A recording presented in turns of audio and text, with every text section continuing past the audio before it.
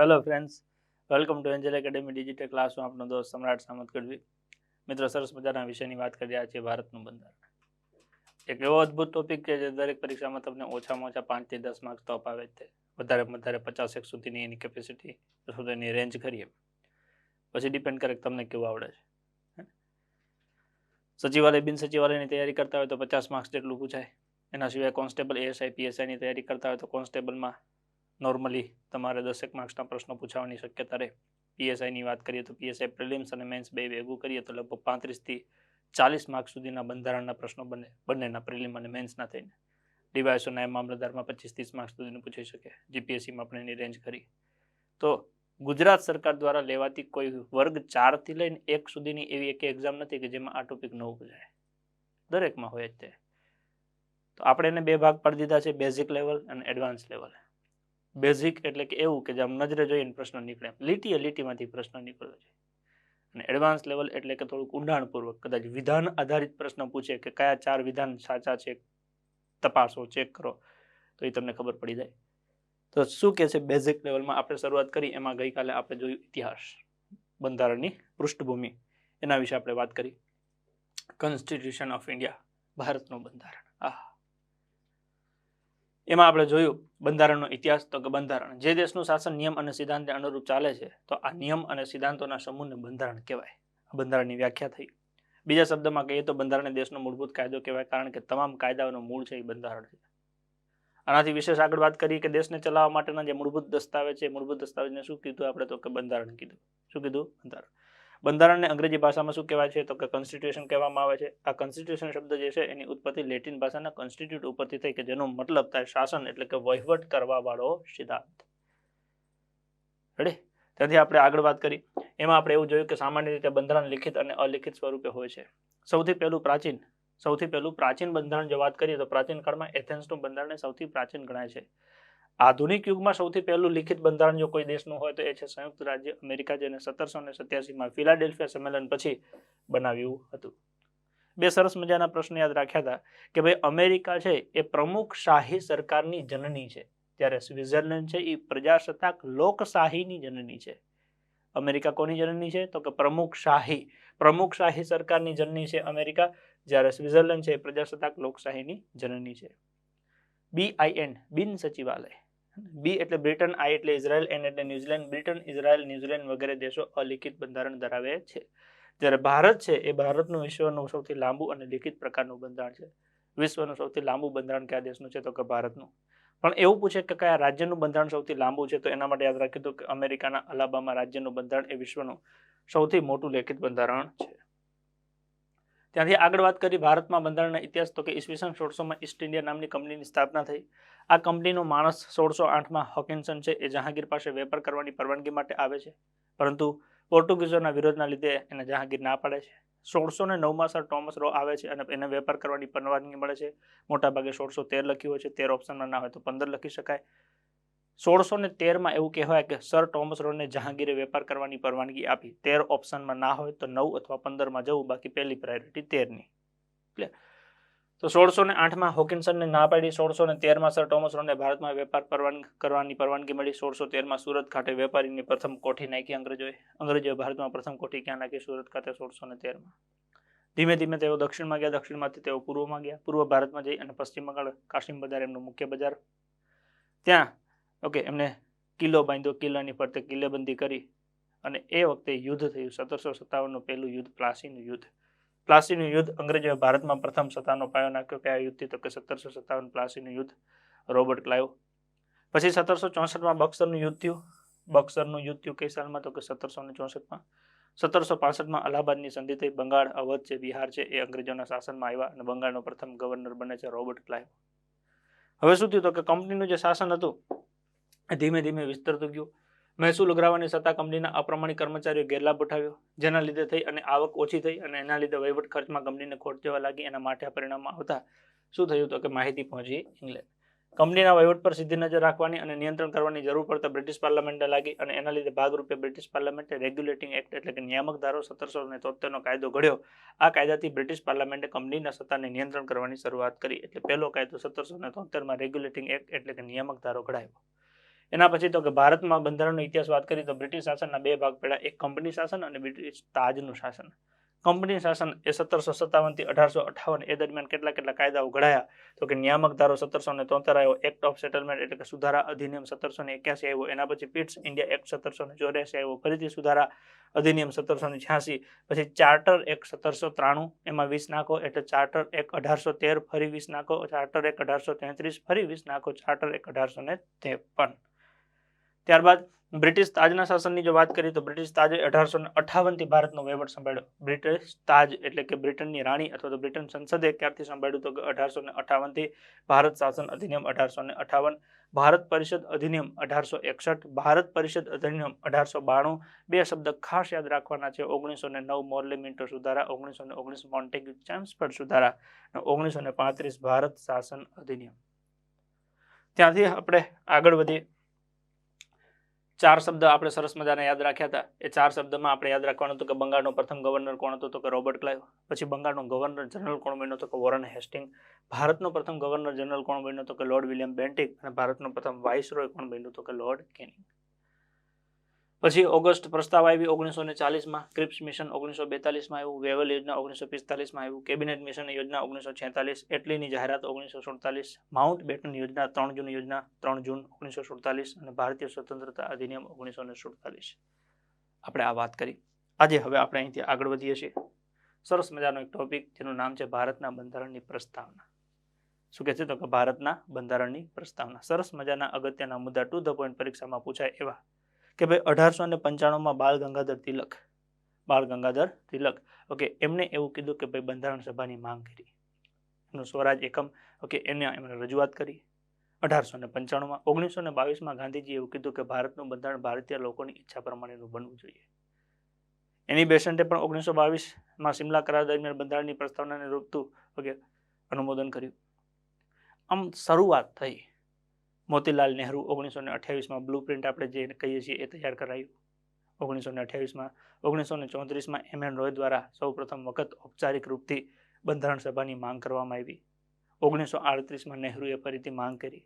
કોંગ્રેસે પણ 1934માં બંધારણ સભાની માંગ કરી.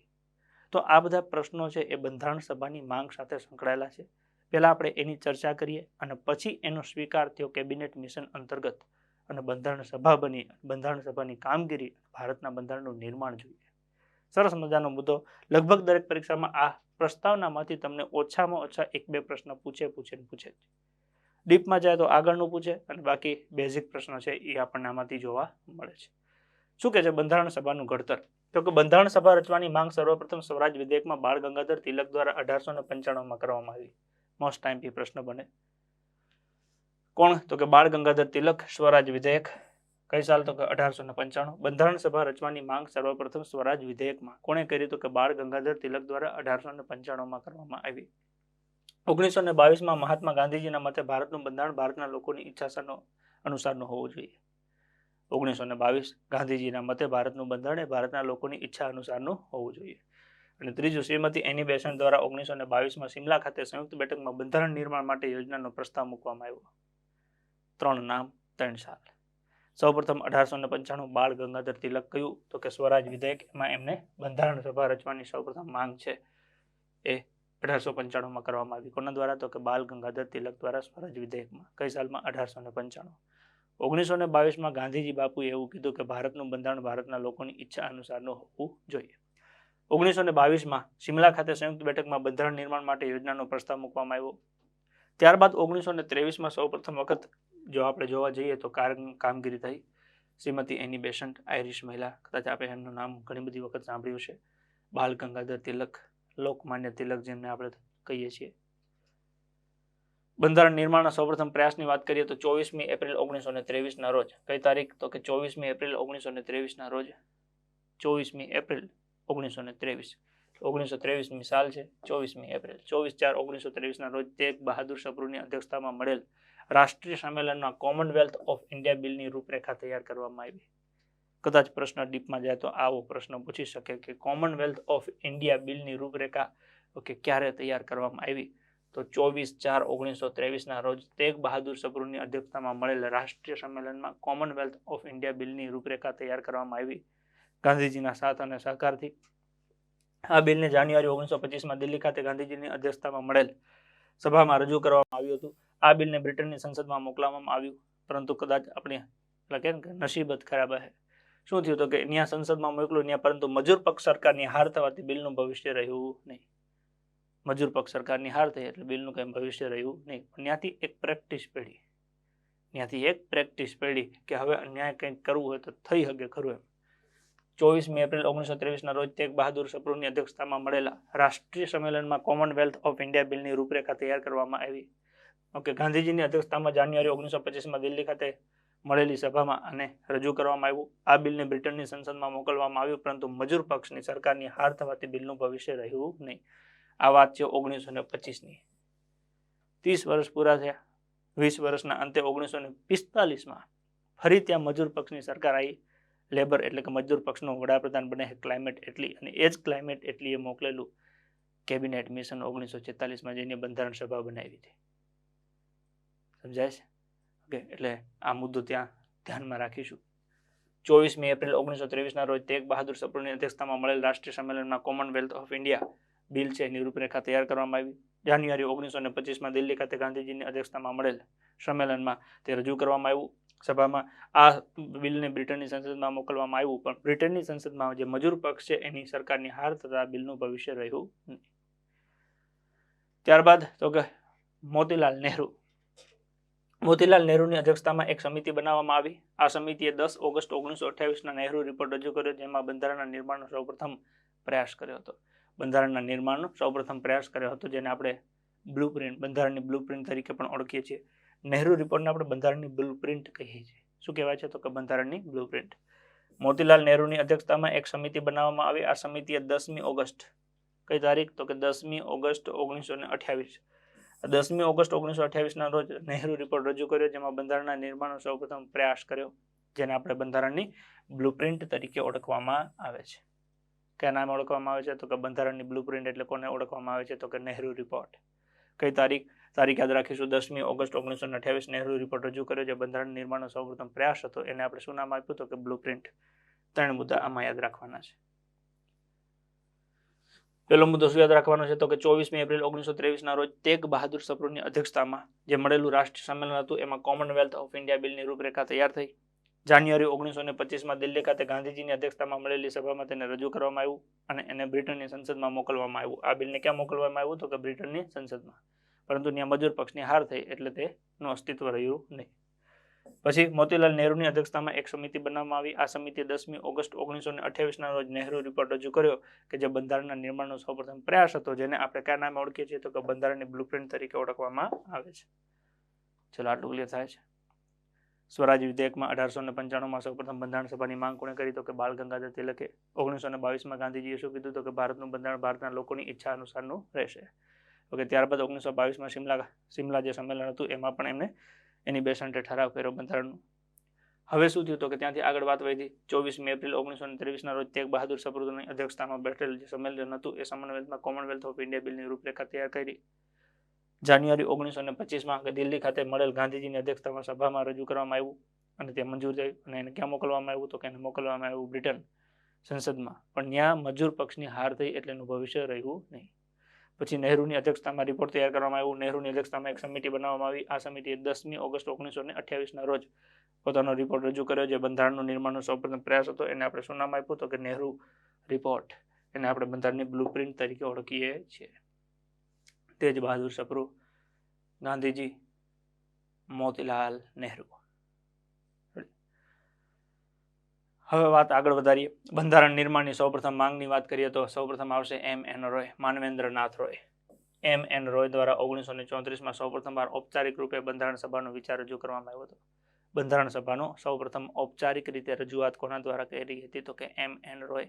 બેઠો પ્રશ્ન પૂછાયો. બંધારણ સભાની ઔપચારિક રીતે રજૂઆત સૌપ્રથમ કોના દ્વારા કરવામાં આવી હતી? M.N. રોય, માનવેન્દ્રનાથ રોય દ્વારા. 1934માં કોંગ્રેસે પણ માંગેલું. ભારતીય રાષ્ટ્રીય કોંગ્રેસ દ્વારા સર્વપ્રથમ બંધારણ સભાની રચનાની માંગણી 1934માં કરવામાં આવી. INC, ઇન્ડિયન નેશનલ કોંગ્રેસ, ભારતીય રાષ્ટ્રીય કોંગ્રેસ દ્વારા બંધારણ સભાની રચનાની માંગણી 1934માં થઈ. 1938માં નહેરુએ પણ 1938માં બંધારણના નિર્માણ કાર્ય માટે બંધારણ સભા રચવાની માંગણી કરી. 1938માં નહેરુ દ્વારા બંધારણના નિર્માણ કાર્ય કરવા માટે બંધારણ સભાની રચના અથવા તો માંગણી કરવામાં આવી જવાહરલાલ નહેરુ દ્વારા. પછી જે બંધારણ સભાના નિર્માણની માંગણીનો સ્વીકાર બ્રિટન સરકારે 1940માં ઓગસ્ટ પ્રસ્તાવ દ્વારા સ્વીકાર્યો હતો. બંધારણ સભાના નિર્માણની માંગણીનો સ્વીકાર બ્રિટન સરકારે 1940માં ઓગસ્ટ પ્રસ્તાવ દ્વારા સ્વીકાર્યો, પણ ભારતે ઓગસ્ટ પ્રસ્તાવનો અસ્વીકાર કર્યો.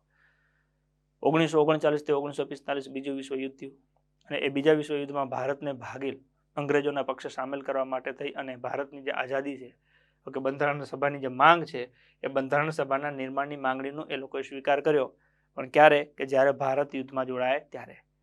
પણ આપણે સહમત થયા નહીં. એના લીધે ઓગસ્ટ ઓફરમાં એ લોકોએ બંધારણ સભાની માંગનો સ્વીકાર કરેલો. કોણે? તો કે બ્રિટનની સંસદે. પણ આપણે ઓગસ્ટ ઓફર જે લઈને આવ્યું હતું ઓકે એનો વિરોધ કર્યો. તો બંધારણ સભાના નિર્માણની માંગણીનો સ્વીકાર બ્રિટન સરકારે 1940માં સૌપ્રથમ સ્વીકાર કરેલો. 1939 થી 45 બીજું વિશ્વયુદ્ધ થયું. 45માં ઇંગ્લેન્ડમાં તે સરકાર બદલાઈ.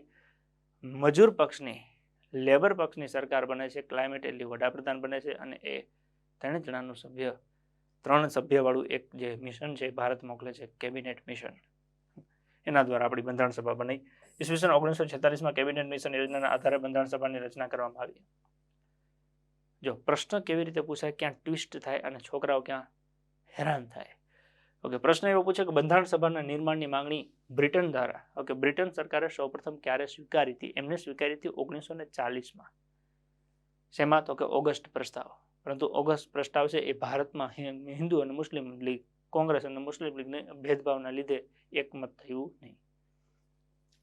પછી 1946માં કેબિનેટ મિશન યોજનાના આધારે બંધારણ સભાની રચના કરવામાં આવી. બંધારણ સભાની રચના કયા મિશન અંતર્ગત કરવામાં આવી? Cabinet mission. બંધારણ સભાની માંગ ક્યારે સ્વીકારી હતી? 1940માં. શેમાં? તો કે ઓગસ્ટ પ્રસ્તાવ દ્વારા. ખબર પડે પ્રશ્નમાં? ઓગસ્ટ પ્રસ્તાવ એમને 1940માં કીધું કે અમે બંધારણ સભા બનાવીશું, પણ યુદ્ધ પતે પછી આપણે કીધું ના ભાઈ રેવા દો, યુદ્ધ પછી તમે બધું ભૂલી જાવશો, અત્યારે મોર નક્કી કરો. એટલે એ વખતે ન થયું. પછી 45માં યુદ્ધ પતી ગયું. પછી એમને કીધું કે હવે તમે બધા તમારી રીતે છૂટા, કેમ કે અમારો તો પોલિયો થઈ ગયો છે. ચાલો, તો આ 4 પ્રશ્નો મગજમાં ઉતારવાના છે. માનવેન્દ્રનાથ રોય એમ એન રોય દ્વારા 1934માં સૌપ્રથમ ઔપચારિક રીતે બંધારણ સભાનો વિચાર રજૂ કરવામાં આવ્યો. ભારતીય રાષ્ટ્રીય કોંગ્રેસ દ્વારા સર્વપ્રથમ બંધારણ સભાની શરૂઆતની માંગણી 1934માં થઈ. નહેરુએ 1938માં બંધારણના નિર્માણ કાર્ય માટે બંધારણ સભાની માંગણી કરી. પછી બંધારણ સભાના નિર્માણની માંગણીનો સ્વીકાર બ્રિટન સરકારે 1940માં ઓગસ્ટ પ્રસ્તાવ દ્વારા સ્વીકાર્યો. 1946માં કેબિનેટ મિશન યોજનાના આધારે બંધારણ સભાની રચના કરવામાં આવી. એટલે પહેલો પ્રશ્ન અહીંથી ચાલુ થાય, પ્રસ્તાવના અહીંથી શરૂ થાય કે ભાઈ ભારતનું બંધારણ છે એ કઈ સમિતિ કયા મિશનના અંતે તૈયાર કરવામાં આવ્યું? તો કે આપણી બંધારણ સભા છે કેબિનેટ મિશનના અંતર્ગત તૈયાર કરવામાં આવી. માનવેન્દ્રનાથ રોય એટલે કે M N Roy. Cabinet mission યોજના 1946. મજા આવે એવો ટોપિક છે. ભારતનું બંધારણ કયા મિશન અંતર્ગત તૈયાર કરવામાં આવ્યું? તો કે ભારતનું બંધારણ સભા છે કેબિનેટ મિશન અંતર્ગત તૈયાર થઈ અને એના લીધે આપણું બંધારણ બન્યું. એટલે બંધારણ સભા કોના લીધે બની? તો કે કેબિનેટ મિશન. શું હતા કેબિનેટ મિશન? તો કે 3 જણા હતા. કેટલા જણા હતા? 3. લોર્ડ પેન્થિક લોરેન્સ, એવી એલેક્ઝાન્ડર અને સ્ટેફર્ડ ક્લિપ્સ. આ 3ને કોણે મોકલ્યા હતા? ઇંગ્લેન્ડના વડાપ્રધાન. નામ શું હતું? તો કે ક્લાઇમેટ એટલી કયા પક્ષના હતા? તો કે લેબર પક્ષના. લેબર પક્ષના એટલે કે મજદૂર પક્ષના વડાપ્રધાન. ક્લાઇમેટ એટલી 3 જણાનું એક મિશન મોકલે છે જેનું નામ છે કેબિનેટ મિશન. આ કેબિનેટ મિશન ભારત આવે છે. ભારતમાં આવીને શું કરે છે? તો કે 389 જેટલા અસ્થાયી સભ્યો. જો એક એક પ્રશ્ન કામનો છે. 389 જેટલા અસ્થાયી સભ્યો અને 7 જેટલા સ્થાયી સભ્યોની એક બંધારણ સભા બનાવે છે. 389 કેટલા? તો કે અસ્થાયી સભ્ય. 389 અસ્થાયી સભ્ય અને 7 જેટલા સ્થાયી સભ્યોની બંધારણ સભા બનાવવામાં આવે છે. આ 389માં એવું કહેવાય કે 296 જેટલા છે ઓકે એ બ્રિટિશ પ્રાંતના અને દેશી રજવાડાના કંઈક જોવા જઈએ તો 93 જેટલા સભ્ય હતા. એટલે 296 અને 93 એવી રીતના 2 ભાગ પડે. આ 293 અને 296 ભેગા કરી એટલે ટોટલ બને 389. એમાંથી એવું કહેવાય 15 જેટલી મહિલા સભ્યો હતી. મહિલા સભ્ય કેટલી હતી? તો કે 15. પ્રશ્ન કેવી રીતે પૂછાય? તો કે બંધારણ સભામાં કેટલા સભ્ય હતા? 389. પણ પ્રશ્ન જોવાનો સ્થાયી કે અસ્થાયી. બંધારણ સભામાં અસ્થાયી સભ્ય કેટલા? તો કે 389. સ્થાયી કેટલા હતા? તો કે 7.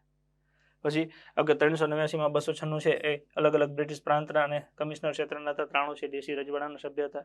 10 લાખે એક સભ્ય લેવાનું નક્કી થયેલું. 10 લાખે એક સભ્ય લેવાનું નક્કી થયેલું. 296 સભ્ય હતા તો 296 સભ્ય કેવી રીતના? તો કે 10 લાખે એક સભ્ય લેવાનું નક્કી થયેલું. ઉત્તર પ્રદેશના એમાં એવું કહેવાય કે સૌથી વધારે 55 જેટલા સભ્ય હતા. સૌથી વધારે સભ્ય કેટલા હતા? તો કે ઉત્તર પ્રદેશના કેટલા? તો કે 55 જેટલા. મહિલા કેટલી હતી તો કે મહિલા સભ્યો હતા 15 મહિલા સભ્યના આગેવાન હતા ગુજરાતી હંસાબેન મહેતા. કોણ હતા તો કે હંસાબેન મહેતા. દેશી રજવાડાના જો વિસ્તારની વાત કરીએ તો 93 જેટલા સભ્યો, એમાંથી સૌથી વધારે સભ્યો જોવા જઈએ ઓકે તો મૈસૂર એટલે કે કર્ણાટકના 7 જેટલા સભ્યો, સૌથી ઓછા હતા હૈદરાબાદના. આ બધી સંખ્યાવાળી પ્રશ્ન વાત થઈ. હવે શું થયું કે 389 જેટલા અસ્થાયી સભ્યો ભેગા કર્યા. આ 389 માંથી એવું કહેવાય કે પાકિસ્તાન અને ભારત એમ બે ભાગલા પડ્યા, એટલે 90 સભ્યો પાકિસ્તાનમાં નીકળી ગયા. 1946 કેબિનેટ મિશન આવ્યું ત્યારે થયું, પછી 1947 ભાગલા પડ્યા એટલે 389 માંથી 90 સભ્યો નીકળી ગયા, જે પાકિસ્તાન જતા રહ્યા. હવે 389 માંથી 90 નીકળી ગયા તો વાહે વધ્યા 299. કેટલા? 299. અને એ 299 માંથી એવું કહેવાય કે 284 જેટલા સભ્યો એવા હતા કે જેને છેલ્લે બંધારણમાં સાઇન કરેલી છે. કેટલા? તો કે 284 જેટલા સભ્યોની છેલ્લે બંધારણમાં સાઇન છે 299 માંથી. એટલે એનો મતલબ કે 15 તેદી ગેરહાજર હતા. હવે તો કે આ 389 જયારે પહેલા દિવસે બેઠા, તો પહેલા દિવસે બેઠક એટલે કે 9મી ડિસેમ્બર 1946. બંધારણ સભાની પ્રથમ બેઠક ક્યારે મળી? તો કે બંધારણ સભાની પહેલી બેઠક મળી 9મી ડિસેમ્બર 1946. સોરી, 9/11. 9મી ડિસેમ્બર 9 ડિસેમ્બર 1946 બંધારણની પ્રથમ બેઠક મળી. આ 9મી ડિસેમ્બર 1946 ના રોજ બંધારણની પ્રથમ બેઠક મળી. એને શું નામ આપ્યું તો કે ઝંડા દિવસ. પ્રથમ બેઠક એને આપણે નામ આપ્યું છે ઝંડા દિવસ તરીકે ઓળખે છે. એટલે કદાચ આવો પ્રશ્ન પૂછાય કે ઝંડા દિવસ ક્યારે આવે તો કે 9મી ડિસેમ્બર 1946. કઈ તારીખ? તો કે 9મી ડિસેમ્બર 1946. બીજો એક શબ્દ છે ઝંડા અંગીકાર દિવસ. ઝંડા અંગીકાર દિવસ. ઓકે, એ પાછો અલગ શબ્દ છે એટલે એને ધ્યાન રાખીશું. 22મી જુલાઈ 1947 રાષ્ટ્રધ્વજનો સ્વીકાર થયો હતો. એ રાષ્ટ્રધ્વજ અંગીકાર દિવસ કહેવાય. 22મી જુલાઈ. અહીંયા ખાલી ઝંડા દિવસ છે. 9મી ડિસેમ્બર 1946 ના રોજ બંધારણની પ્રથમ બેઠક મળી. પ્રથમ બેઠક મળી પછી કામગીરી શરૂ થઈ. 2 વર્ષ 11 મહિના 18 દિવસ કામગીરી ચાલી. કેટલો સમય ચાલી? તો કે 2 વર્ષ 11 મહિના 18 દિવસ. એના અંતે એવું કહેવાય કે 26/11/1949 26 નવેમ્બર 1949 ના રોજ આપણું બંધારણ ઘડવાનું કામ તૈયાર થઈ ગયું, જેને બંધારણ સભાએ સ્વીકાર લીધું, બ્રિટનની સંસદે પણ સ્વીકાર લીધું. એટલે તૈયાર કે સ્વીકાર પૂછે, બંધારણ ક્યારે તૈયાર થયો, બંધારણનો ક્યારે સ્વીકાર થયો, તો તારીખ યાદ રાખીશું 26/11/1949, જેને આપણે કાયદા દિવસ તરીકે ઓળખીએ છીએ. કયા દિવસે? તો કે કાયદા દિવસ 26/11/1949. કાયદો તૈયાર થઈ ગયો, કાયદાનો સ્વીકાર થઈ ગયો, પણ કાયદો લાગુ ન પડ્યો, કાયદાનો અમલ થવા દીધો નહીં. કાયદો અમલ અથવા લાગુ ક્યારથી થયો? તો કે 26મી જાન્યુઆરી 1950 થી. ક્યારથી? તો કે 26મી જાન્યુઆરી 1950 કાયદો છે એ લાગુ પડ્યો અથવા તો કાયદાનો અમલ થયો. કેમ એવું? તો કે 26મી જાન્યુઆરી 1930 ના રોજ સૌ પ્રથમ વખત સ્વતંત્રતા દિવસ ઉજવવામાં આવેલો. 26મી જાન્યુઆરી 1930 ના રોજ સૌ પ્રથમ સ્વતંત્રતા દિવસ ઉજવેલો. જવાહરલાલ નહેરુની અધ્યક્ષતામાં લાહોરમાં 31/12/1929 ના રોજ લાહોર રાવી નદીના કિનારે સૌ પ્રથમ વખત જાહેરાત કરેલી કે હવે આપણે સ્વતંત્ર છીએ. અને એના અંતર્ગત 26મી જાન્યુઆરી 1930 ના રોજ સૌ પ્રથમ પૂર્ણ સ્વરાજ દિવસ ઉજવેલો. સૌ પ્રથમ પૂર્ણ સ્વરાજ દિવસ ક્યારે ઉજવેલો? 26મી જાન્યુઆરી 1930, કે જ્યારે આપણે આઝાદ ન હતા એ દરમિયાન આપણે એવી કલ્પના કરી કે આપણે આઝાદ છીએ. સમયના વાણા વીતી ગયા. 20 વર્ષના અંતે ફરી એ જ તારીખ આવવાની હતી. તમે સમજો કે 26/11/1949 પછી 26/12 ને 26/1, એટલે કીધું કે એ જ તારીખ પાછી રિપીટ કરીએ. એટલે 26મી જાન્યુઆરી 1950 થી કાયદો લાગુ પડ્યો, કાયદાનો અમલ થયો. બાકી તૈયાર થઈ ગયો તો 26/11/1949 બંધારણ સભાએ સ્વીકાર લીધેલું, બ્રિટનની સંસદે પણ સ્વીકાર લીધું, પણ લાગુ પાડવા દીધું નહીં. લાગુ ક્યારે પડ્યું? 26મી જાન્યુઆરી 1950. કેમ? કેમ કે સૌપ્રથમ સ્વતંત્રતા દિવસ ક્યારે ઉજવતો? તો કે 26મી જાન્યુઆરી 1930 ના રોજ. હવે આજે આખું બંધારણ સભા બની પછી એને શું થયું? તો કે બંધારણ સભા બની એટલે એને નક્કી થયું કે બંધારણ આપણે બનાવવું છે. 389 ભેગા થયા. એના જે અધ્યક્ષ છે, અસ્થાયી અધ્યક્ષ તરીકે સૌપ્રથમ ડોક્ટર સચ્ચિદાનંદ સિન્હાને મૂકવામાં આવ્યા. 9મી ડિસેમ્બર 1946 પ્રથમ બેઠક મળી.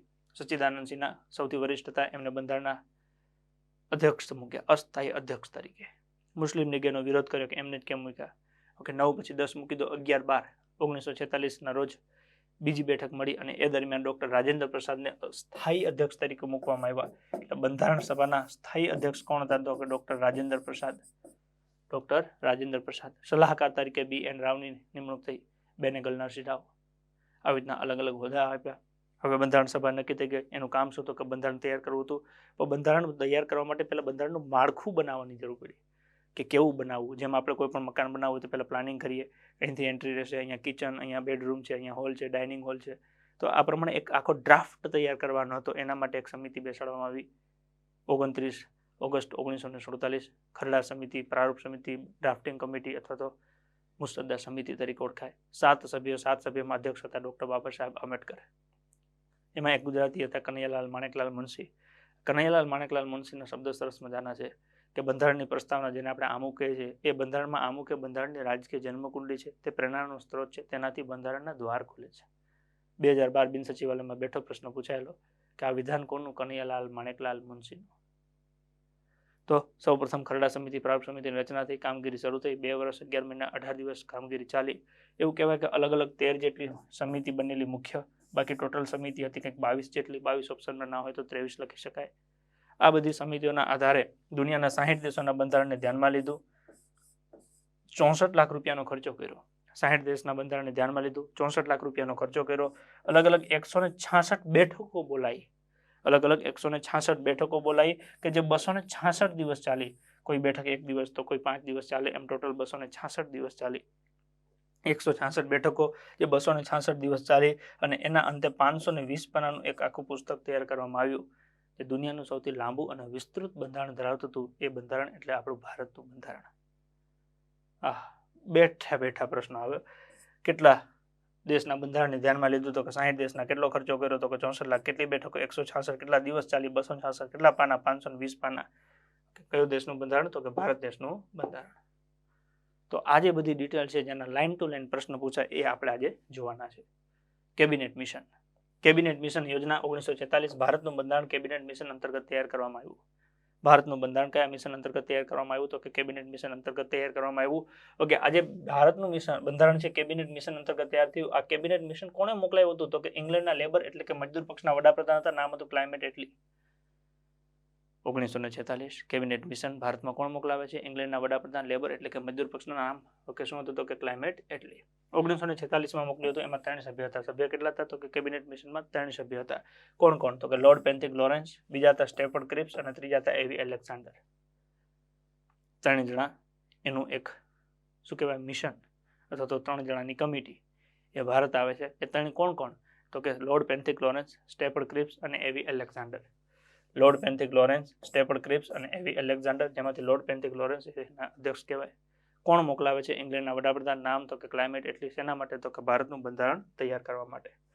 શેના માટે? તો કે ભારતનું બંધારણ તૈયાર કરવા માટે. કઈ સાલમાં? 1946માં 3 જણાનું એક મિશન અહીંયા આવ્યું જેની આપણું બંધારણ તૈયાર કરાવડાવ્યું. કેબિનેટ મિશન અંતર્ગત ભારતમાં 389 જેટલા અસ્થાયી સભ્યો અને 7 જેટલા સ્થાયી સભ્યોની બંધારણ સમિતિની રચના કરવામાં આવી. કેબિનેટ મિશન અંતર્ગત 389 અસ્થાયી અને 7 જેટલા સ્થાયી સભ્યોની બંધારણ સભા બનાવવામાં આવી. બંધારણ સભામાં કુલ કેટલા સભ્ય હતા? તો કે 389. સ્થાયી શબ્દ એવો વાપરે તો 7. બંધારણ સભાના અસ્થાયી અધ્યક્ષ સચ્ચિદાનંદ સિન્હા. સૌપ્રથમ આ 389માં કોને મૂકી દીધા? તો કે વરિષ્ઠ ન્યાય હતા વ્યક્તિ સચ્ચિદાનંદ સિન્હા. એમને મૂકી દીધા. મુસ્લિમ લીગે વિરોધ કર્યો એટલે ચૂંટણી થઈ. ચૂંટણીના અંતે કોણ ચૂંટાયા? તો કે ડોક્ટર રાજેન્દ્ર પ્રસાદ. એમને કાયમી બનાવી દીધા. બંધારણ સભાના કાયમી અધ્યક્ષ કોણ? તો કે ડોક્ટર રાજેન્દ્ર પ્રસાદ. અલગ અલગ ટ્વિસ્ટ કરીને પ્રશ્ન કઈ રીતે પૂછાય કે બંધારણ સભાના અસ્થાયી અધ્યક્ષ કોણ હતા? બંધારણ સભાના અસ્થાયી અધ્યક્ષ હતા સચ્ચિદાનંદ સિન્હા. અસ્થાયી શબ્દની જગ્યાએ બીજો શબ્દ વાપરી શકે હંગામી, કામ ચલાવ. તો જરા ધ્યાન રાખીશું કે બંધારણ સભાના હંગામી અધ્યક્ષ તરીકે કોને મૂકવામાં આવ્યા હતા? તો કે સચ્ચિદાનંદ સિન્હાને. ચૂંટણી દ્વારા કોને ચૂંટવામાં આવ્યા? આવો પ્રશ્ન પણ પૂછાયેલો છે. ચૂંટણી દ્વારા ડોક્ટર રાજેન્દ્ર પ્રસાદ. એટલે કાયમી અથવા તો સ્થાયી અથવા તો ચૂંટણી દ્વારા કોણ ચૂંટાયા? તો કે ડોક્ટર રાજેન્દ્ર પ્રસાદ. સલાહકાર બી એન રાવ. બંધારણીય સલાહકાર બી એન રાવ, બેનીગલ નરસિંહ રાવ. કે ભાઈ કોઈની મદદ લેવી હોય, સલાહ લેવી હોય તો કોને લેવી? તો કે એના માટે બી એન રાવ, બેનીગલ નરસિંહ રાવ. 6 પ્રશ્નોમાંથી એકાદો પ્રશ્ન પરીક્ષામાં કન્ફર્મ પૂછાય. બહુ સહેલું છે, એકદમ મજા આવે એવું છે. હા, આમ એવું કહેવાય ને કે શીરા જેવું છે, આમ ફટ દઈને ઉતરી જાય. ભારતનું બંધારણ બન્યું તો કે બન્યું. કોના દ્વારા બન્યું? તો કે કેબિનેટ મિશન દ્વારા. કોણે મોકલાવ્યું હતું? ઇંગ્લેન્ડના વડાપ્રધાન. શું નામ હતું? તો કે ક્લાઇમેટ એટલે. ક્યારે મોકલાવ્યું હતું? 1946માં. કેટલા સભ્ય હતા? 3. એ કોણ કોણ હતા? તો કે લોર્ડ પેન્થિક લોરેન્સ, એવી એલેક્ઝાન્ડર અને સ્ટેફર્ડ ક્રિપ્સ. એમાંથી અધ્યક્ષ હતા લોર્ડ પેન્થિક લોરેન્સ. શું કર્યું એમને? 389 અસ્થાયી સભ્ય, 7 જેટલા સ્થાયી સભ્યની બંધારણ સભા રચના કરી. એમાં અસ્થાયી અધ્યક્ષ તરીકે કોને મૂક્યા? સચ્ચિદાનંદ સિન્હાને. સ્થાયી તરીકે કોને મૂક્યા? ડોક્ટર રાજેન્દ્ર પ્રસાદને. કેવી રીતના સ્થાયી નક્કી કર્યો? તો કે ચૂંટણી દ્વારા. સલાહકાર તરીકે કોને મૂક્યા? બી એન રાવ એટલે કે બેનીગલ નરસિંહ રાવ. વિભાજન પહેલા કેબિનેટ મિશન અને વિભાજન પછી આ 2 ભાગ પડે. આગળ વાત એ પ્રમાણે, કેમ કે 1946માં જ્યારે 389 સભ્યો નક્કી થયા ત્યારે ભારત પાકિસ્તાન એક હતા. 47માં 2 અલગ થયા. તો વિભાજન પહેલા 389 જે સભ્ય હતા 389 માંથી 296 બ્રિટિશ પ્રાંતના સભ્ય હતા. કેટલા? તો કે 296. એ 296 માંથી 292 સભ્ય હતા એ 11 પ્રાંતના ગવર્નરને આધીન હતા અને 4 છે કમિશનર ક્ષેત્રના હતા. એટલે 292 પ્લસ 4 એમ કરીને 296 થાય. 292 છે એ બ્રિટિશ પ્રાંતના ગવર્નરને આધીન હતા અને 4 છે એ કમિશનર ક્ષેત્રના હતા. એ 4 કયા કયા હતા? તો કે અજમેર, મારવાડ, બ્રિટિશ એટલે કે બલુચિસ્તાન, કુર્ગ કર્ણાટક અને દિલ્હી. તમે તો આપણે નોર્મલી એવું બોલીએ ને ABCDEFG ABCD. ઓકે, સી એની ઉચ્ચાર ક પણ થાય, અબકડ અબકડ થાય, અબકડ. ઓકે, જો અ એટલે અજમેર, બ એટલે બ્રિટિશ, અજમેર બ્રિટિશ એટલે કે બલુચિસ્તાન, ક એટલે કે કુર્ગ અને ડ એટલે દિલ્હી. અબકડ. અ એટલે અજમેર, બ એટલે બ્રિટિશ, બ્રિટિશમાં શું તો કે બલુચિસ્તાન, ક એટલે કુર્ગ કર્ણાટક, ડ એટલે દિલ્હી. આ 4 કમિશનર ક્ષેત્ર, 292 સભ્ય, 11 પ્રાંતના, એમ કરીને ટોટલ 296 હતા બ્રિટિશ પ્રાંતના અને કમિશનર ક્ષેત્રના. એમાં કેટલા હતા? 4 પ્રાંતના 292, 4 કમિશનર ક્ષેત્રના, એમ કરીને ટોટલ 296. જ્યારે અલગ 93 સભ્ય હતા દેશી રજવાડાના. દેશી રજવાડાના કેટલા હતા? તો કે 93 અને 296 ભેગા કરો એટલે 389 થાય. 389 ના 2 ભાગ પાડી દીધા. તો કે હા, કયા કયા? તો કે એકમાં એવા 296 અને બીજામાં એવા 93 છે દેશી રજવાડાના હતા અને 296 બ્રિટિશ પ્રાંતના સભ્ય હતા. એ 296 માં 2 ભાગ પડે, 292 અને 4 કમિશનર ક્ષેત્રના અને 292 બ્રિટિશ પ્રાંતના. ક્લિયર? તો કે ડન. જુલાઈ ઓગસ્ટ 1946 માં બંધારણ સભાની બ્રિટિશ પ્રાંતોની ચૂંટણી કરાઈ. બેઠકોની ચૂંટણીમાં 292 પ્લસ 4 એમ કરીને કુલ કેટલી હતી? તો કે 296. એમાંથી જે કોંગ્રેસ છે એને 208 માં જીત થઈ. ભારતીય રાષ્ટ્રીય કોંગ્રેસની જીત કેટલામાં થઈ? તો કે 208 માં. મુસ્લિમ લીગ છે એમાં 73 માં જીત થઈ અને 15 છે અન્યમાં તો કે 15 બેઠકો. આ 296 ની ચૂંટણી થઈ. 296 બેઠકોની ચૂંટણી થઈ. 292 પ્લસ 4 એમ કરીને 296. ભારતીય રાષ્ટ્રીય કોંગ્રેસમાં એમાં કેટલા મળ્યા? તો કે 208. 296 માંથી 208. તો સ્વાભાવિક છે ને, બહુમત કોને મળ્યો? ભારતીય રાષ્ટ્રીય કોંગ્રેસને. મુસ્લિમ લીગને 73 મળી એટલે એનો વિરોધ કર્યો. મેળ પડે એમાં તો નહીં. કેમ? સરકાર બની ગઈ કોની? ભારતીય રાષ્ટ્રીય કોંગ્રેસની. 10 લાખની વસ્તી એક સભ્ય નિયુક્ત કરવામાં આવ્યો હતો. કદાચ પ્રશ્ન પૂછાય કેટલાની વસ્તી? તો કે 10 લાખની વસ્તી એક સભ્ય નિયુક્ત કરવામાં આવ્યો હતો. લગભગ આમાંથી કોઈ પ્રશ્ન પૂછાય તો તમને ન ખબર પડે એવું નથી. કદાચ ડીપમાં જાય તો આવો પ્રશ્ન આવે. 389 અસ્થાયી સભ્યમાં 2 ભાગ પડે, 296 અને 93. 296 છે એ બ્રિટિશ પ્રાંતના છે, એમાં 292 છે એ સભ્યો બ્રિટિશ પ્રાંતના છે અને 4 કમિશનર ક્ષેત્રના છે. 93 છે દેશી રજવાડાના છે. 1946 માં બંધારણ સભાની બ્રિટિશ પ્રાંતોની જ્યારે ચૂંટણી કરાઈ ત્યારે એમાં ભારતીય કોંગ્રેસ છે એને કેટલી મળી? તો કે 208. મુસ્લિમ લીગને 73 મળી અને અન્ય કેટલી? તો કે 15. 10 લાખની વસ્તીએ કેટલા? તો કે 1. હવે શું થયું? 1947 માં ભારત પાકિસ્તાન ભાગલા પડ્યા એટલે જે 90 સભ્ય છે નીકળી ગયા. 389 માંથી 90 નીકળી ગયા તો વાહે વધ્યા 299. વિભાજન પછી માઉન્ટ બેટન યોજના અનુસાર બ્રિટિશ પ્રાંતના 229 અને રજવાડાના 70. બ્રિટિશ પ્રાંતના કેટલા વધ્યા? તો કે 229. દેશી રજવાડાના કેટલા વધ્યા? તો કે 70. એટલે ટોટલ કેટલા થયા? તો કે 299. 389 માંથી 90 સભ્ય નીકળી ગયા. કેટલા નીકળી ગયા? તો કે 90 નીકળી ગયા તો વાહે વધ્યા કેટલા? તો કે 299. રેડી? એ 299 માંથી રજવાડા કેટલા હતા? તો કે 70 અને 229 હતા બ્રિટિશ પ્રાંતના. બ્રિટિશ પ્રાંતના કેટલા? તો કે 229 અને દેશી રજવાડા કેટલા? તો કે 70. કુલ થયા 299. બંધારણ સભામાં સૌથી વધુ સભ્ય ધરાવતું બ્રિટિશ પ્રાંત સંયુક્ત પ્રાંત એટલે કે હાલનું ઉત્તર પ્રદેશ. એના કેટલા? તો કે 55. સૌથી વધારે બંધારણ સભામાં સૌથી વધુ સભ્ય ધરાવતું પ્રાંત કયું હતું બ્રિટિશ પ્રાંત? તો કે સંયુક્ત પ્રાંત એટલે ઉત્તર પ્રદેશ. કેટલા? 55. બંધારણ સભામાં સૌથી વધુ સભ્ય ધરાવતું દેશી રજવાડું મૈસૂર એટલે કે કર્ણાટકના કેટલા? તો કે 7. સૌથી વધારે સભ્ય ધરાવતું રજવાડું કયું? તો કે મૈસૂર. સૌથી ઓછા હોય તો હૈદરાબાદ. ડાયરેક્ટ પ્રશ્ન પૂછ્યા. સૌથી વધારે સભ્ય કોના હતા? મૈસૂરના કેટલા? 7. સૌથી ઓછા કોના હતા? હૈદરાબાદ. અનુસૂચિત જાતિના સભ્ય કેટલા હતા? તો કે 30. અનુસૂચિત જાતિ એમના સભ્ય કેટલા? તો કે 30. મહિલા સભ્ય કેટલા? તો કે 15. આ 15 મહિલા સભ્યના આગેવાન કોણ હતા? તો કે હંસાબેન મહેતા. બંધારણ સભામાં કુલ 15 મહિલા સભ્ય હતા. એમને ભાગ લીધો હતો. આ દરેક મહિલા સભ્ય છે કોંગ્રેસના સભ્ય હતા. મહિલા સમૂહના અધ્યક્ષ હંસાબેન મહેતા હતા, જેઓ એકમાત્ર ગુજરાતી હતા. એકમાત્ર ગુજરાતી મહિલા તો કે હંસાબેન મહેતા. ઓકે, બેગમ એઝાઝ રસૂલ છે એકમાત્ર મુસ્લિમ મહિલા હતા. મુસ્લિમ મહિલા પૂછે તો નામ યાદ રાખીશું, બેગમ એઝાઝ રસૂલ. રેડી? 389 સભ્ય એમના ભાગલા પડ્યા. 90 સભ્ય પાકિસ્તાનમાં જતા રહ્યા. વાહે વધ્યા 289. 299. આ 299 વધ્યા એમાંથી 229 છે બ્રિટિશ પ્રાંતના અને 70 છે રજવાડાના. સૌથી વધારે સભ્ય ક્યાંના હતા? તો સંયુક્ત પ્રાંત ઉત્તર પ્રદેશના કેટલા? તો કે 55. સૌથી વધુ રાજ્ય રજવાડું પૂછે તો મૈસૂર. કર્ણાટકના 7. સૌથી ઓછા પૂછે તો હૈદરાબાદ. મહિલા પૂછે તો અનુસૂચિત જાતિના જો પૂછે તો ટોટલ 30 હતા. મહિલા સભ્ય પૂછે તો 15. 15 ના આગેવાન કોણ? તો કે હંસાબેન મહેતા, એકમાત્ર ગુજરાતી. મુસ્લિમ મહિલા પૂછે તો બેગમ એઝાજ રસૂલ એકમાત્ર મુસ્લિમ મહિલા હતા. બંધારણ સભામાં એંગ્લો ઇન્ડિયન પ્રતિનિધિ તરીકે હતા ફ્રેન્ક એન્થની. એંગ્લો ઇન્ડિયન તરીકે કોણ હતા તો કે ફ્રેન્ક એન્થની. પ્રતિનિધિ તરીકે પારસીઓના પ્રતિનિધિ તરીકે કોણ હતા તો કે HP મોદી. બે નામ યાદ રાખવાના છે. બંધારણ સભામાં એંગ્લો ઇન્ડિયન પ્રતિનિધિ તરીકે કોણ હતા તો કે ફ્રેન્ક એન્થની. પારસીઓના પ્રતિનિધિ તરીકે HP મોદી. ભારતની બંધારણ સભામાં એવું કહેવાય 299 માંથી 284 સભ્યોની 26 નવેમ્બર 1949 સુધી ઉપસ્થિત રહ્યા હતા, જેમના હસ્તાક્ષર એટલે કે સાઇન બંધારણ પર જોવા મળે છે. એમાં 12 મહિલાના પણ હસ્તાક્ષર છે. 299 સભ્ય હતા. એ 299 સભ્યમાંથી 284 સભ્યની જે સાઇન છે એ બંધારણમાં જોવા મળે છે, કે જેઓ 26 નવેમ્બર 1949 સુધી ઉપસ્થિત રહ્યા હતા, જેમના હસ્તાક્ષર બંધારણ પર જોવા મળે છે, જેમાં 12 મહિલાઓના હસ્તાક્ષર પણ છે. HP Mody, Frank Anthony. HP Mody પારસીઓના પ્રતિનિધિ અને એંગ્લો ઇન્ડિયન ભારતીય સભ્યોના પ્રતિનિધિ તરીકે હતા ફ્રેન્ક એન્થની.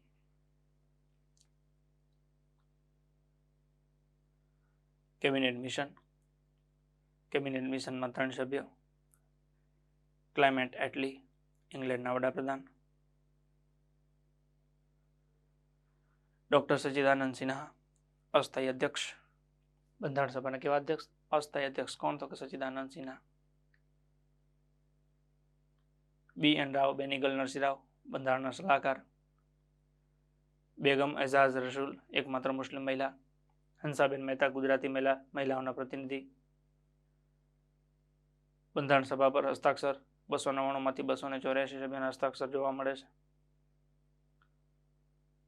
પછી મુસદ્દા પ્રારૂપ અથવા ડ્રાફ્ટિંગ સમિતિ, આગળ વાત થઈ એ પ્રમાણે 29મી ઓગસ્ટ 29 ખરડા સમિતિ, પ્રારૂપ સમિતિ, ડ્રાફ્ટિંગ સમિતિ, કાયદા સમિતિ અલગ અલગ નામથી ઓળખવામાં આવે છે. ખરડા સમિતિ કહો, પ્રારૂપ સમિતિ કહો, ડ્રાફ્ટિંગ સમિતિ કહો અથવા તો કાયદા સમિતિ કહો. ક્યારે રચના થઈ તો કે 29 ઓગસ્ટ 1947. પ્રારૂપ સમિતિ, ખરડા સમિતિ, ડ્રાફ્ટિંગ સમિતિ, કાયદા સમિતિની રચના ક્યારે થઈ તો કે 29 ઓગસ્ટ 1947. અધ્યક્ષ કોણ હતા તો કે બાબા સાહેબ આંબેડકર. સભ્ય કેટલા હતા તો કે 7. એનું કામ શું હતું તો કે બંધારણનું માળખું તૈયાર કરવું. શું કામ હતું તો કે બંધારણનું માળખું તૈયાર કરવું એ બંધારણ સભા એનું મુખ્ય કામ હતું.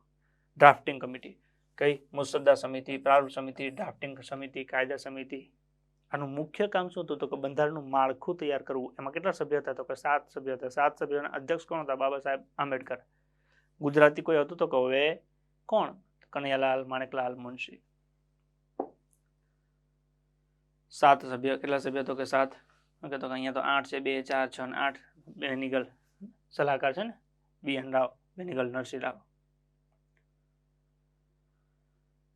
અધ્યક્ષ કોણ હતા તો કે ડોક્ટર ભીમરાવ આંબેડકર હતા. ગુજરાતી માનવ કોણ હતા તો કે કનૈયાલાલ માણેકલાલ મુનશી. પ્રારૂપ સમિતિના 7 સભ્યમાંના એક હતા, જેમને સરસ મજાનું વાક્ય કીધું છે કે બંધારણમાં આ મુખ્ય બંધારણની રાજકીય જન્મકુંડી છે, પ્રેરણાનો સ્ત્રોત છે, તેનાથી બંધારણના દ્વાર ખુલે છે. આ મુખ્ય રાજકીય જન્મકુંડી છે, તે પ્રેરણાનો સ્ત્રોત છે, તેનાથી બંધારણના દ્વાર ખુલે છે. વિધાન કોનું છે? કનૈયાલાલ માણેકલાલ મુનશીનું છે. હવે શું થયું તો કે બંધારણ સમિતિ દ્વારા 9મી ડિસેમ્બર 1946 ના રોજ બંધારણ ઘડવાનું શરૂ થયું. 9/12/1946. 9મી ડિસેમ્બર 1946 ના રોજ બંધારણ ઘડવાનું શરૂ થયું. આ દિવસને ઝંડા દિવસ તરીકે ઉજવવામાં આવે છે. બંધારણ સભાની પ્રથમ બેઠક ક્યારે મળી? 9મી ડિસેમ્બર 1946. અને શું નામ આપ્યું તો કે ઝંડા દિવસ. શું નામ આપ્યું? ઝંડા દિવસ. ઝંડા અંગીકાર પૂછાય તો 22મી જુલાઈ. ખાલી ઝંડા દિવસ. બંધારણ ઘડવાની પ્રથમ શરૂઆત થઈ. પહેલી બેઠક ક્યારે મળી? 9મી ડિસેમ્બર 1946 ના રોજ પ્રથમ બેઠક મળી. પછી સમય જતા આગળ કામ નક્કી કરવાનું થયું. મુસદ્દો નક્કી કરવા માટે મુસદ્દા સમિતિ બનાવી, એ અલગ વસ્તુ છે. આપણે અહીંયા પ્રશ્ન સ્વરૂપે યાદ રાખીએ છીએ. 22મી જુલાઈ 1947 ઝંડા અંગીકાર દિવસ. ઝંડા અંગીકાર દિવસ ક્યારે આવ્યો તો કે 22મી જુલાઈ 1947. 2 વર્ષ 11 મહિના 18 દિવસ કામ ચાલ્યું. બંધારણ બનાવવા માટે કેટલા સમય ચાલ્યું કામ? 2 વર્ષ 11 મહિના 18 દિવસ. 26/11/1949 કાયદો તૈયાર થઈ ગયો. 26મી નવેમ્બર 1949 બંધારણ ઘડવાની પ્રક્રિયા પૂર્ણ થઈ. આ દિવસને આપણે શું નામ આપ્યું તો કે કાયદા દિવસ તરીકે મનાવવામાં આવે છે. કાયદો તૈયાર થઈ ગયો. ક્યારે? 26 નવેમ્બર 1949. આપણું બંધારણ 26મી જાન્યુઆરી 1950 ના રોજ અમલમાં આવ્યું. તે દિવસને આપણે ગણતંત્ર પ્રજાસત્તાક દિવસ તરીકે ઉજવીએ છીએ. એનું કારણ શું હતું? 26મી જાન્યુઆરી 1930. કે 26/11/1949 ના રોજ તૈયાર થઈ ગયો, છતાં લાગુ ન પડ્યો. લાગુ ન પાડવા પાછળનું કારણ શું હતું તો કે 26મી જાન્યુઆરી 1930. 26મી જાન્યુઆરી 1930 પ્રથમ પૂર્ણ સ્વરાજ દિવસ ઉજવેલો, અને એ જ દિવસને આપણે પાછું કન્ટિન્યુ ચાલુ કર્યું. ખબર? લાઈન ટુ લાઈન પ્રશ્ન નીકળ્યા. એક પ્રશ્ન. બંધારણ સભા એના અંતર્ગત ખરડા સમિતિની રચના થઈ. ખરડા સમિતિને પ્રારૂપ સમિતિ, ડ્રાફ્ટિંગ કમિટી, કાયદા સમિતિ તરીકે ઓળખવામાં આવે છે. સ્થાપના ક્યારે થઈ? 29 ઓગસ્ટ 1947. કામ શું હતું તો કે બંધારણનું માળખું તૈયાર કરવું. બંધારણનું માળખું તૈયાર કરવું. સભ્ય કેટલા હતા? તો કે 7. અધ્યક્ષ કોણ હતા? બાબા સાહેબ આંબેડકર. ગુજરાતી તો કે કનૈયાલાલ માણેકલાલ મુનશી. 7 સભ્યમાંના એક હતા. એક સરસ મજાનું વાક્ય કમા મુનશી કહે છે કે બંધારણમાં અમુક બંધારણની રાજકીય જન્મકુંડી છે, પ્રેરણાનો સ્ત્રોત છે, તેનાથી બંધારણના દ્વાર ખુલે છે. બંધારણ ઘડવાની પ્રથમ બેઠક ક્યારે મળી? તો કે બંધારણ સમિતિ દ્વારા 9મી ડિસેમ્બર 1946 ના રોજ પ્રથમ બેઠક મળી અને ઝંડા દિવસ તરીકે ઓળખવામાં આવે છે. ઝંડા અંગીકાર દિવસ પૂછે તો યાદ રાખીશું 22મી જુલાઈ 1947. બંધારણ ઘડવાનું કામ છે એ કેટલો સમય ચાલે છે? તો કે 2 વર્ષ 11 મહિના અને 18 દિવસ ચાલે છે. કેટલો સમય ચાલે છે? 2 વર્ષ 11 મહિના અને 18 દિવસનો જેટલો ચાલે છે. અંતે 26 નવેમ્બર 1949 ના રોજ બંધારણ ઘડવાની પ્રક્રિયા પૂર્ણ થઈ. એને આપણે કાયદા દિવસ તરીકે ઉજવવામાં આવે છે. કયા દિવસ તરીકે? તો કે કાયદા દિવસ. આપણું બંધારણ 26મી જાન્યુઆરી 1950 ના રોજ અમલમાં આવ્યું. તે દિવસને આપણે કયા નામે ઓળખીએ છીએ? તો કે ગણતંત્ર અથવા તો પ્રજાસત્તાક દિવસ તરીકે ઓળખીએ છીએ. કેમ આ દિવસથી કાયદો લાગુ પડ્યો? એનું પાછળનું કારણ છે 26મી જાન્યુઆરી 1930 સૌપ્રથમ પૂર્ણ સ્વરાજ દિવસ ઉજવેલો. તારીખો યાદ રાખીશું. 9મી ડિસેમ્બર 1946 પ્રથમ મીટિંગ ઝંડા દિવસ તરીકે ઓળખાય છે. પછી 26/11/1949 કાયદાધીન કાયદો તૈયાર થયો, કાયદાનો સ્વીકાર થયો. શબ્દ યાદ રાખજો. મોટા ભાગે લોકો આમાં ડખો કરે છે, વાંચ્યા વગર દે ઠોક કરે છે. કાયદો ક્યારે તૈયાર થયો, કાયદાનો ક્યારે સ્વીકાર થયો, સ્વીકાર પછી બંધારણ સભા પૂછે કે બ્રિટનની સંસદ પૂછે, તૈયાર અથવા સ્વીકાર પૂછે તો 26/11/1949. 26 નવેમ્બર 1949, 26મી જાન્યુઆરી 1950 પ્રજાસત્તાક દિવસ, ગણતંત્ર દિવસ, કાયદો લાગુ અથવા તો બંધારણનો અમલ. ભારતનો બંધારણ અમલ ક્યારથી થયો? ઓકે, 26મી જાન્યુઆરી 1950 થી. અથવા તો એવું પૂછે કે કાયદો ક્યારથી લાગુ પડ્યો, કાયદો ક્યારથી લાગુ પડ્યો, તો એના માટે યાદ રાખવાનું લાગુ અથવા તો અમલ. શું લાગુ અથવા અમલ પૂછે તો 26મી જાન્યુઆરી 1950. તૈયાર અથવા સ્વીકાર પૂછે તો 26/11/1949. કાયદો ક્યારે તૈયાર થયો, કાયદાને ક્યારે સ્વીકાર થયો? 26 નવેમ્બર 1949. કાયદો ક્યારથી લાગુ પડ્યો, કાયદાને ક્યારથી અમલ થયો? 26મી જાન્યુઆરી 1950 કાયદો લાગુ અથવા તો બંધારણનો અમલ. સૌથી વધારે પરીક્ષામાં પ્રશ્ન પૂછાયા હોય તો આ ત્રણમાંથી આ સૌથી વધારે પૂછાય છે. કાયદો ક્યારથી લાગુ પડ્યો? 26મી જાન્યુઆરી 1950 લાગુ અથવા તો અમલ. તૈયાર અને સ્વીકાર પૂછે તો 26 નવેમ્બર 1949. શબ્દ યાદ રાખજો. પહેલા તૈયાર થયો, પછી એનો તૈયાર થયો અથવા તો એનો સ્વીકાર થયો. અમલ અને લાગુ પૂછે તો 26મી જાન્યુઆરી 1950. બંધારણ સભાના સચિવ કનૈયાલાલ માણેકલાલ મુનશી. બંધારણ સભાના સચિવ પણ રહેલા હતા. પ્રારૂપ સમિતિ, ખરડા સમિતિના એ સભ્ય હતા. જો શબ્દ યાદ રાખજો, બંધારણ સભાના સચિવ છે. પ્રારૂપ સમિતિ નથી, ખરડા સમિતિ નથી. ખરડા સમિતિના અધ્યક્ષ હતા બાબા સાહેબ આંબેડકર. કનૈયાલાલ માણેકલાલ મુનશી 7 સભ્યમાંના એક સભ્ય હતા. ડોક્ટર અધ્યક્ષ ભીમરાવ આંબેડકર. ખરડા સમિતિ, પ્રારૂપ સમિતિના અધ્યક્ષ હતા બાબા સાહેબ આંબેડકર. બંધારણના ઘડવૈયા કહેવાય બાબા સાહેબ આંબેડકર. બંધારણના ઘડવૈયા, બંધારણના પિતા કહી શકાય. 26મી નવેમ્બર 1949 કાયદા દિવસ તરીકે ઉજવવામાં આવે છે. હવે શું થયું તો કે ભારતનું બંધારણ વિવિધ ઉપરાંત એવું કહેવાય કે 22 જેટલી સમિતિ, 13 જેટલી કંઈક મુખ્ય સમિતિ, 22 જેટલી ટોટલ સમિતિઓ બનેલી. 22 ઓપ્શનમાં ના હોય તો 23 લખી શકાય. આ બંધારણ બનાવતા સમયે દુનિયાના 60 દેશોના બંધારણને ધ્યાનમાં લીધું. કેટલા દેશોને? 60 દેશોના બંધારણને ધ્યાનમાં લીધું. બંધારણ તૈયાર કરવા પાછળ 64 લાખ જેટલો ખર્ચો થયો. 60 દેશોના બંધારણને ધ્યાનમાં લીધું, 64 લાખનો ખર્ચો કર્યો. 166 બેઠકો બોલાવી કે જે 266 દિવસ ચાલી. બેઠકોની સંખ્યા 166. કેટલા દિવસ ચાલી? 266. અને અંતે 520 પાનાનું પુસ્તક તૈયાર કરવામાં આવ્યું કે જે દુનિયાનું સૌથી લાંબુ અને સ્પષ્ટ બંધારણ છે. દુનિયાનું સૌથી લાંબુ અને સ્પષ્ટ બંધારણ એટલે કે ભારતનું બંધારણ. 13 જેટલી મુખ્ય સમિતિ, 22 જેટલી ટૂલ સમિતિ, 22 ઓપ્શનમાં ના હોય તો 23 લખી શકીએ. 60 દેશોના બંધારણને ધ્યાનમાં લીધું, 64 લાખનો ખર્ચો કર્યો, ચા પાણી નાસ્તો. પછી 166 બેઠકો બોલાવી જે 266 દિવસ ચાલી. 520 પાનાનું પુસ્તક તૈયાર થઈ કર્યું જેને નામ આપ્યું દુનિયાનું સૌથી લાંબુ અને સ્પષ્ટ બંધારણ એટલે કે ભારતનું બંધારણ. આપણું જે બંધારણ છે એના મુખ્ય પાના પર ભારતનું રાષ્ટ્રીય ચિહ્ન, 4 સિંહોની આકૃતિ છે ઈ, અને આપણા દેશનું વાસ્તવિક નામ રિપબ્લિક ઓફ ઇન્ડિયા લખાયેલ છે. પાનું તૈયાર થયું એના પર શું લખ્યું છે તો કે રિપબ્લિક ઓફ ઇન્ડિયા. 4 સિંહની મુખાકૃતિ જે આપણું રાષ્ટ્રીય મુદ્રા લેખ છે, રાષ્ટ્રીય ચિહ્ન એટલે કે મુદ્રા છે એ મૂકી છે. બંધારણના મુખ્ય પાના પર ભારતનું રાષ્ટ્રીય ચિહ્ન, 4 સિંહની આકૃતિ અને આપણા દેશનું વાસ્તવિક નામ રિપબ્લિક ઓફ ઇન્ડિયા લખાયેલ છે. આપણું બંધારણ અમલમાં આવ્યું પહેલા વિશ્વના મોટાભાગના દેશોનો બંધારણનો ખ્યાલ લખાઈ ચૂક્યો હતો. આપણે આગળ વાત કરીએ પ્રમાણે 60 દેશોના બંધારણને ધ્યાનમાં લીધું તો મોટાભાગના દેશોનો ખ્યાલ છે એ લખાઈ ચૂક્યો હતો. એમાંથી આપણે આપણા બંધારણમાં મહત્વના મુદ્દામાંથી 2/3 એટલે કે 66% ભાગ છે 1935ના સ્વતંત્ર ધારામાંથી સ્વીકારવામાં આવ્યા છે. ભારતનું જે બંધારણ તૈયાર કર્યું એમાંથી 2/3 એટલે કે 66% હિસ્સો છે એ ઓલરેડી આપણે 1935ના સ્વતંત્ર ધારામાંથી સ્વીકારવામાં આવ્યો છે. બાકીનું છે એ આપણે અલગ અલગ દેશના બંધારણમાંથી અલગ અલગ મુદ્દા લીધા છે. એ પણ આપણે જોઈ લઈએ કે ભારતના બંધારણના મુદ્દાઓ કયા દેશમાંથી લેવામાં આવ્યા છે. દેશ અને એમાંથી લીધેલ મુદ્દો અને દેશ. તો સંસદનો ખ્યાલ છે, સંસદીય વિશેષ અધિકાર છે, કાયદો બનાવવાની પદ્ધતિ અને એકલ નાગરિકતા. આ 4 મુદ્દામાંથી તમને પરીક્ષામાં પ્રશ્ન કઈ રીતે પૂછે ખબર છે કે ભારતમાં કેવી નાગરિકતા છે? તો કે એકલ. આપણી નાગરિકતા કેવી છે? એકલ. પ્રશ્ન એવો પૂછે કે એકલ નાગરિકતાનો ખ્યાલ કયા દેશમાંથી લીધો છે?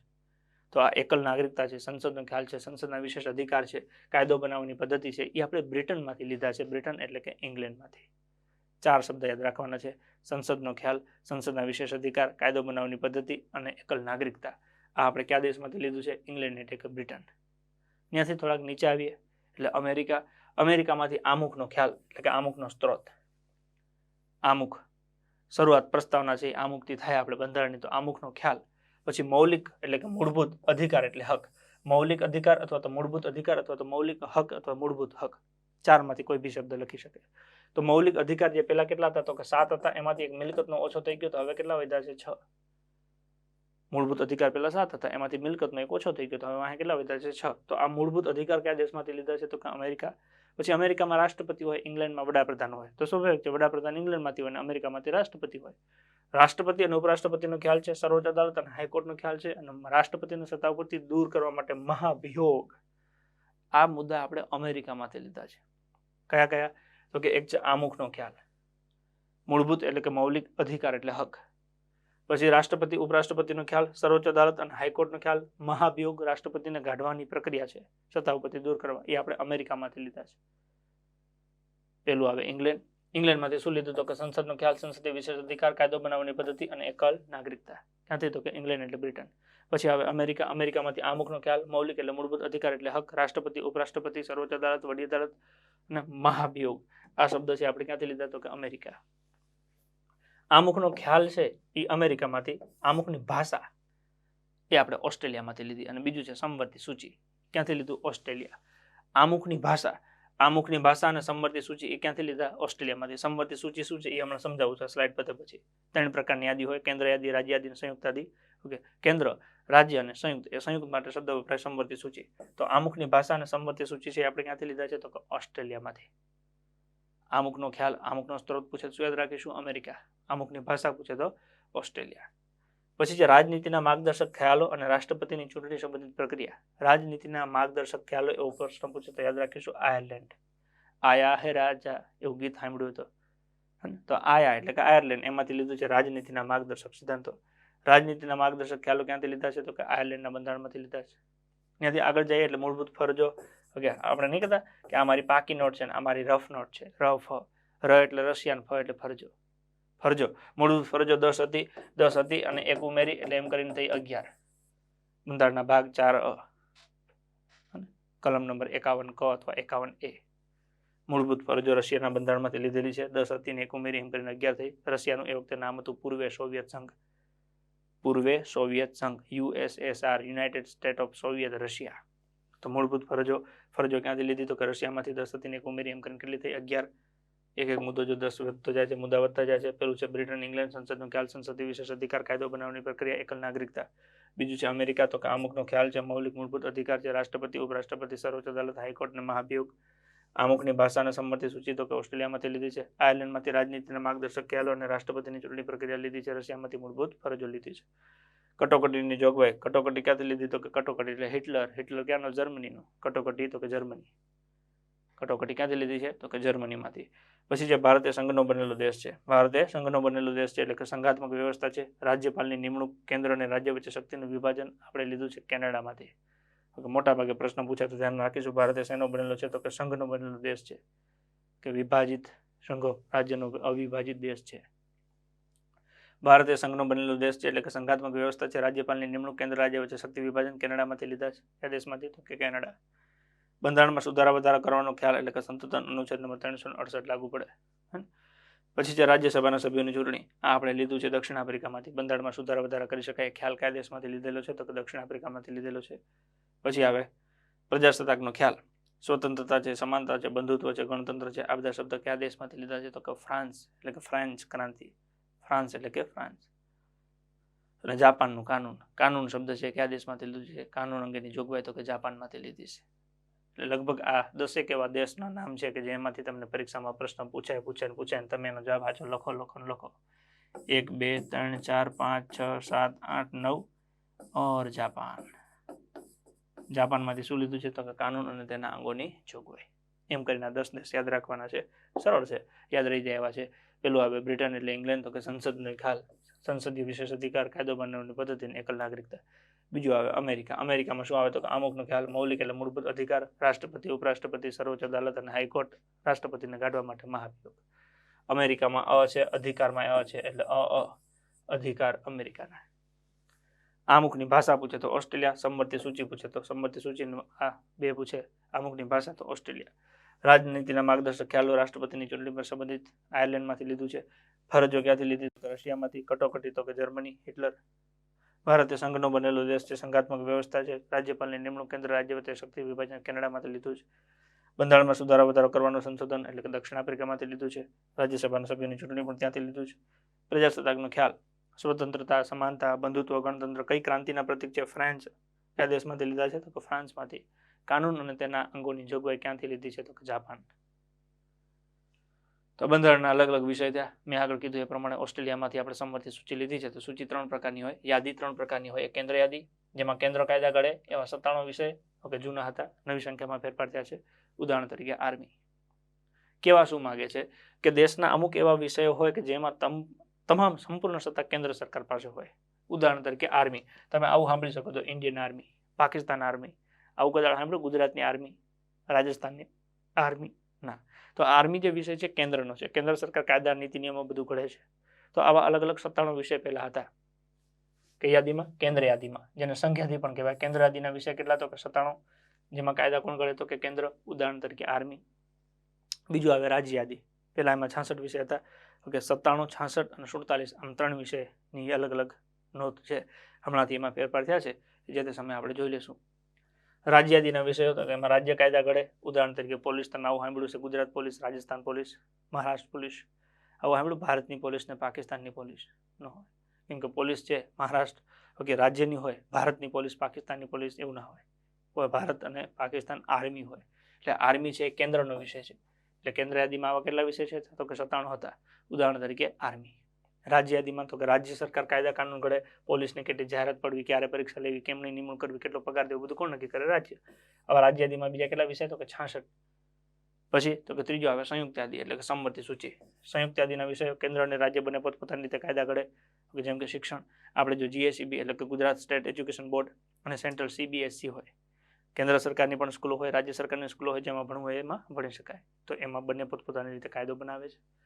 ફક્ત કેન્દ્ર કાયદો બનાવે એ કેન્દ્ર યાદી 97 વિષય જેમ કે આર્મી. રાજ્ય કાયદો બનાવે એ રાજ્ય યાદીના 66 જેમ કે પોલીસ.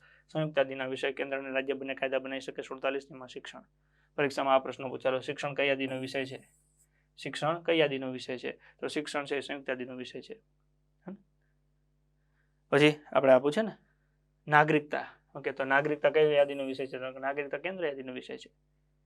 એટલે આવી રીતના કોઈ બી પ્રશ્ન પૂછે તો ત્યારે આપણે ધ્યાનમાં રાખીશું. બધા યાદ ના રહે તો કઈ ખાલી મેં કીધા છે એટલે ધ્યાનમાં રાખવા. પછી જ્યારે આપણું બંધારણ બન્યું ત્યારે પ્રથમ એવું કહેવાય કે અનુસૂચિ પરિશિષ્ટ કેટલા હતા તો કે 8 પરિશિષ્ટ અથવા તો અનુસૂચિ પહેલા 8 હતી, હવે 12 થઈ ગઈ. ભાગ 22 હતા, હવે પછી થઈ ગયા. અનુચ્છેદ 395 પ્લસ હતા, હવે 444 પ્લસ થઈ ગયા. આપણું જે આખું બંધારણ છે એને 3 ભાગમાં આપણે વહેંચીએ તો એક છે અનુસૂચિ. અનુસૂચિ માટે બીજો શબ્દ વપરાય છે પરિશિષ્ટ, બીજો શબ્દ છે ભાગ અને ત્રીજું છે કલમ. કલમ માટે શબ્દ વપરાય અનુચ્છેદ. કાયદામાં કલમ હોય, બંધારણમાં અનુચ્છેદ હોય. તો અનુસૂચિ જ્યારે પહેલું બંધારણ બન્યું ત્યારે 8 હતી, પછીથી 4 ઉમેરી એટલે હવે 12 થઈ ગઈ. ભાગ 22 હતા, અત્યારે 25 થઈ ગયા. અનુચ્છેદ છે 395 પ્લસ હતા, હવે 444 પ્લસ થઈ ગયા. 468 444 પ્લસ થઈ ગયા છે. એટલે આ 6 માંથી એકાદો પ્રશ્ન પરીક્ષામાં મોટા ભાગે પૂછાતો હોય છે. બંધારણમાં મૂળ અનુસૂચિ કેટલી તો કે મૂળ અનુસૂચિ 8, વર્તમાન કેટલી તો કે 12. મૂળ ભાગ કેટલા તો કે 22, વર્તમાન કેટલા તો કે 25. મૂળ અનુચ્છેદ કેટલા હતા 395 પ્લસ, વર્તમાન કેટલા 444 પ્લસ. એક્ઝેક્ટ પૂછે તો 468. હવે આપણને એમ થાય કે આ 22 હતા અને 25 કેમ થયા? તો કે 22 હતા એમાં એવું કહેવાય કે 1956માં 7મા બંધારણીય સુધારા દ્વારા ભાગ 7 રદ કરેલ છે. 22 માંથી 7મું રદ થઈ ગયું એટલે વાહે વધ્યા 21. પછી 1976માં 42માં સુધારા દ્વારા 4A અને 14A ઉમેરાયા એટલે 21 હતા અને 2 ઉમેરા 22 23 થઈ ગયા. 21 હતા અને 2 ઉમેરા એટલે 22 23 થઈ ગયા. 1992માં 74માં સુધારા દ્વારા કે 9A ઉમેરવામાં આવ્યું એટલે 25 થઈ. 21 હતા પછી 22 23 અને હવે 24 થઈ ગયા. એના પછી તો કે 2011માં 97માં સુધારા દ્વારા 9B ઉમેરવામાં આવ્યું એટલે 22 હતા, એમાંથી એક રદ થયું 7 નંબરનું એટલે 21, પછી 4A 14A 9A 9B એમ 4 ઉમેર્યા એટલે 25, 4A 14A 9A 9B એમ કરીને 4 ઉમેર્યા, 22 હતા 4 ઉમેર્યા એટલે એમ કરીને કેટલા થઈ ગયા? તો કે 25. અનુસૂચિ 8 હતી, 12 થઈ ગઈ, ભાગ 22 હતા, 25 થઈ ગયા, અનુચ્છેદ 395 પ્લસ હતા, 444 પ્લસ થઈ ગયા. કયા કયા ઉમેર્યા છે ભાગમાં? તો કે 7 રદ કર્યો, 4A 14A 9A અને 9B ઉમેરાયા છે. તો આજે આખી તમે વાર્તા સાંભળ્યા અને એમાં લાઈન ટુ લાઈન પ્રશ્ન છે, એમાંથી બધા પ્રશ્ન તમારે તૈયાર કરવાના જ છે, કોઈ છૂટકો જ નથી. પણ તમે ધ્યાન રાખ્યું, તમે ભણ્યા કે મેં ભણાવ્યું તમારા મગજમાં બેઠું કે નહીં, એ ચેક કરવા માટે છે ક્વિક ટેસ્ટ. હું પ્રશ્ન પૂછીશ, તમારે એનો જવાબ વિચારવાનો છે. બધા પ્રશ્નો પતી જાય પછી હું એનો જવાબ સોલ્વ કરી દઈશ. તમારે જોવાનું છે કેટલા સાચા પડ્યા કેટલા ખોટા પડ્યા. જો બધા સાચા પડે ઓકે તો આગળ જોવાનું, બાકીના કા વિડીયો પાછો જોવાનો, સાચા જવાબ આપવાના પછી જવાનું. નીતિમત્તા રાખવાની. બની શકે તમારો પ્રશ્ન ખોટો પડે એ જ પરીક્ષામાં આવે. તમે અત્યારે જતું કરશો તો એ વખતે એ જતું કરી દેશે. તમે અત્યારે મહેનત કરીને વિડીયો જોઈ લેશો અને શીખી લેશો તો એ વખતે તમને કામ લાગશે. ભારતનું બંધારણ ભારતના લોકોની ઈચ્છા અનુસાર હોવું જોઈએ, એ વિધાન કિસને કહા? દેખતે हैं. ખાલી જગ્યા બેઠકો બોલાવી છે 266 દિવસ ચાલી. કાયદા દિવસ ખાલી જગ્યા તરીકે મનાવાય છે. બંધારણના પિતાનું બિરુદ ખાલી જગ્યાને મળ્યું. ખાલી જગ્યાનું મુખ્ય કાર્ય બંધારણનું માળખું તૈયાર કરવાનું હતું. એકલ નાગરિકતા કયા દેશના બંધારણમાંથી લેવામાં આવેલ છે? મૂળભૂત ફરજો કયા દેશના બંધારણમાંથી લેવામાં આવેલ છે? લોકસભાના અધ્યક્ષનો હોદ્દો કયા દેશના બંધારણમાંથી લેવામાં આવેલો છે? પછી કેન્દ્ર અને રાજ્ય વચ્ચે શક્તિઓનું વિભાજન કયા દેશના બંધારણમાંથી લેવામાં આવેલ છે? રાષ્ટ્રપતિને ચૂંટવાની પ્રક્રિયા કયા દેશના બંધારણમાંથી લેવામાં આવેલ છે? સરસ મજાના પ્રશ્નો છે. જો પેલું છે ભારતનું બંધારણ ભારતના લોકોની ઈચ્છા અનુસાર હોવું જોઈએ, આવું કોણે કીધું હતું? તો કે ગાંધીજીએ. ખાલી જગ્યા બેઠકો બોલાવી હતી તો કે 166 બેઠકો કે જે 266 દિવસ ચાલી હતી. કાયદા દિવસ તરીકે ખાલી જગ્યા દિવસને મનાવાય છે 26મી નવેમ્બર. 26 નવેમ્બર કાયદા દિવસ. ભારતના બંધારણનું પિતા ઓકે બંધારણના પિતાનું બિરુદ કોને મળ્યું છે? તો કે ડોક્ટર બાબા સાહેબ આંબેડકર બંધારણના ઘડવૈયા. ખાલી જગ્યાનું મુખ્ય કાર્ય બંધારણનું માળખું તૈયાર કરવાનું હતું. પ્રારૂપ સમિતિ, ખરડા સમિતિ, ડ્રાફ્ટિંગ સમિતિ, મુસદ્દા સમિતિ. એકલ નાગરિકતા કયા દેશના બંધારણમાંથી લીધું છે? તો કે બ્રિટન આપ્યું ના હોય તો ઇંગ્લેન્ડ પણ ચાલે. મૂળભૂત ફરજો કયા દેશના બંધારણમાંથી લીધી છે? મૂળભૂત ફરજો રશિયામાંથી લીધી છે. કયા દેશમાંથી લીધી છે? રશિયામાંથી. લોકસભાના અધ્યક્ષનો હોદ્દો કયા દેશમાંથી લીધવામાં આવ્યો છે? તો કે ફ્રાન્સમાંથી. લોકસભાના અધ્યક્ષનો હોદ્દો કયા દેશમાંથી લેવામાં આવ્યો છે? તો કે ફ્રાન્સમાંથી લેવામાં આવ્યો છે. હવે જો ઘણાને એવું થાય કે બેઝિકમાં અને એડવાન્સમાં શું ફેર પડે? ઓકે આવો પ્રશ્ન પૂછાઈ જાય તો એડવાન્સ લેવલમાં આવી જાય, આવો પ્રશ્ન પૂછાય તો બેઝિક લેવલમાં આવી જાય. ઘણો ફેર પડે, બહુ ફેર પડે. એ બે આપણે ભણીશું. ઓકે પછી તમે નક્કી કરી લેજો કેવો કેવો ફેર પડે છે. કેન્દ્ર રાજ્ય વચ્ચે શક્તિઓનું વિભાજન કયા દેશના બંધારણમાંથી લીધું છે? કેન્દ્ર અને રાજ્ય કેનેડામાંથી. શક્તિ વિભાજન. રાષ્ટ્રપતિને ચૂંટવાની પ્રક્રિયા કયા દેશમાંથી લીધી છે? તો કે આયર્લેન્ડમાંથી. રાષ્ટ્રપતિને ચૂંટવાની પ્રક્રિયા છે કયા દેશમાંથી લીધી છે? તો કે આયર્લેન્ડમાંથી લેવામાં આવેલ છે. તો જો આ પ્રમાણે 1 2 3 4 5 6 7 8 9 10 પ્રશ્નો હતા. જો તમારે 10 સાચા પડ્યા હોય તો એનો મતલબ કે તમારે વિડીયો ફરીથી જોવાની જરૂર નથી. 9 સાચા પડ્યા હોય તો જોવાની જરૂર નથી. કેમ? તો કે એ ટ્વિસ્ટ થયા. પણ 9 થી ઓછા હોય તો તમારે વિડીયો પાછો જોવો પડશે. કેમ કે અમુક વસ્તુ તમારે આવી રીતના પ્રશ્નો વાંચી અને શીખવું પડશે. બરાબર છે? એટલે ઘણી બધી બાબતો એવી છે જે ધીમે ધીમે અપડેટ કરતા જઈશું. આપણે કંઈક ને કંઈક નવું નાખતા જવું જેથી તમને મજા આવે. મજા લેવાની છે, તૈયારી કરવાની છે, બેહવાનું છે, જેટલું ખેંચાય એટલું ખેંચવાનું છે. આ આખો મુદ્દો એટલે એને હું કહું છું બંધારણની પ્રસ્તાવના. એવો ને એવો એક મુદ્દો કે જેમાંથી દરેક પરીક્ષામાં 2-3 પ્રશ્નો હોય જ તેમ કન્ફર્મ, જેને કહેવાય રાષ્ટ્રીય ... પછી રાષ્ટ્રીય મુદ્રા, મુદ્રા લેખ, રાષ્ટ્રગીત, રાષ્ટ્રગાન, રાષ્ટ્રધ્વજ, રાષ્ટ્રીય પંચાંગ, રાષ્ટ્રીય પ્રાણી, રાષ્ટ્રીય પશુ પક્ષી, બધું આવી જાય. પીણું માંડીને વાનગીન, વાદ્યન. ખબર છે રાષ્ટ્રીય વાદ્ય કયું છે? વાંસળી. શું છે? વાંસળી. રાષ્ટ્રીય પીણું કયું છે? ચા. રાષ્ટ્રપિતા કોણ? ગાંધીજી. રાષ્ટ્રભાષા તો કે હિન્દી, દેવનાગરી લિપિ છે ને. તો એ બધું આપણે આગળ જોઈએ.